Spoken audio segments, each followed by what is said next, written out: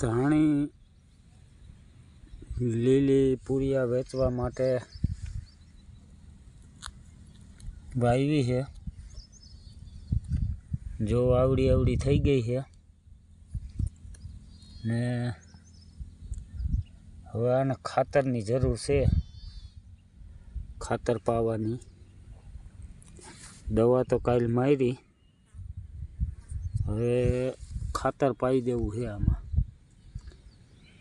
જોઈ લ્યો મિત્રો, આટલી વાવેલી છે। આ 9 હરિયા છે વાવેલા, 9 હરિયા વાવ્યા છે। પાઉજા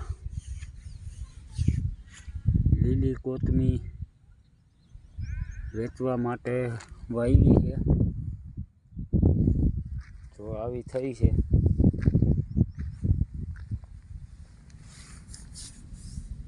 જોઈ લ્યો આની નરવાઈ,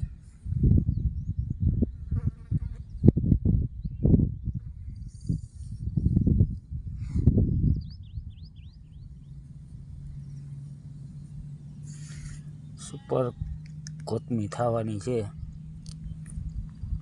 મસ્ત એકદમ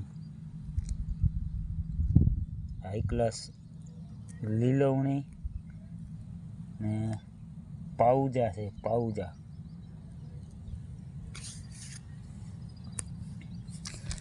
કોથમી પાઉજા વાવેલી છે। જોઈ લ્યો આ રીતે।